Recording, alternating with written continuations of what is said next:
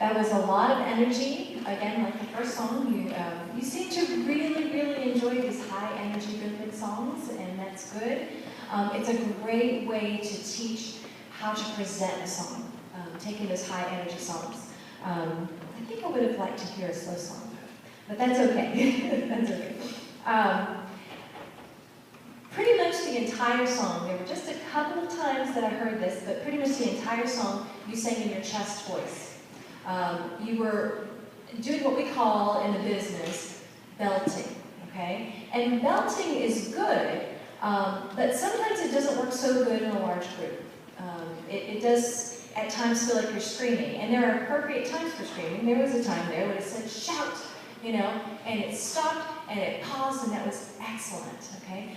But I would like to hear a little more blending on this song. Earlier, there was a group that sang and they were talking about scooping because they were scooping their notes. Here, scooping is fine. And you didn't do it so much that I went, whoa, they're scooping. I could hear it. I knew you were scooping those notes, but it was appropriate for a spiritual, for a traditional spiritual, okay? So that's fine, and I liked your interpretation of that. When you do belt, when you're using that chest voice, a couple of things happen. One was, of course, it doesn't sound quite as much like one voice, it sounded like several voices. The great thing about your presentation of this is that your intonation was excellent. So it didn't bother me that much that you were belting.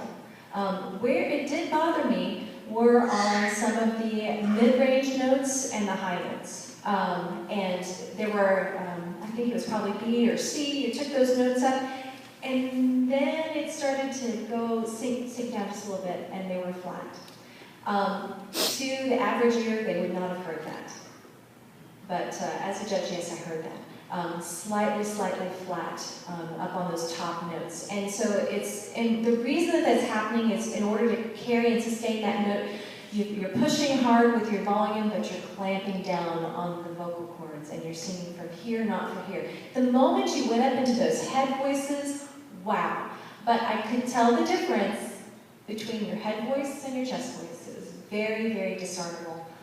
Very easy to hear. So if you're going to sing in your chest voice, make sure you can take it all the way up to those high notes too. And that's not easy. Most people can't do that, okay? Very few people can belt, you know, those high notes, okay? So I would say, maybe back off the chest voice a little bit more. You can make the song strong without using the chest voice so much. You really can. You guys have the talent to do that, okay? But it was beautiful. I loved your expression. I loved the volume. I loved the pauses. You sold that song, and that was excellent. So, good job. Good job. I would like to say something. Thank you. Yes, I want to compliment you. I saw every eye on your director. And that is one of the most important things to learn with a big group like this. If you are all with her, you are all together. Okay? So I want to compliment you. Keep it up. That's excellent. You weren't distracted. You were present where you were, and you were getting the job done. All right? Good job. Guys, I'm so proud of you. You know what? You keep singing, okay? You keep it up, because one of these days you're going to have a choir director that's going to love that you've been trained so well. That's great. Okay. Now, this was really fun. A couple of ways maybe to make it even more entertaining for your listening audience. I noticed something interesting. After the first, anyway, the words, and the walls came tumbling down, okay? Well, in the first place, I kind of heard everything the same volume, okay? We need, just like we need different shades of blue or different shades of green to make the scenery, you know, beautiful, or the picture beautiful, throw in some splashy red or yellow. We need to do that with our dynamics, with our volume, louds and our softs, okay? So maybe work a little bit more on getting a contrast between those. But there's this one spot that just because of the music, I wouldn't have thought to do it, but the music says, a crescendo and the walls up to a forte, which means you got it. Okay? Walls came, and then guess what there is on the music? There's a decrescendo or a diminuendo. What does that mean? Grow softer. Gradually get softer. And the walls came tumbling down. Is that different? You think, and the walls came tumbling down, you know. But they were bringing that down. That might be kind of a fun little flavor to put in there sometime, okay?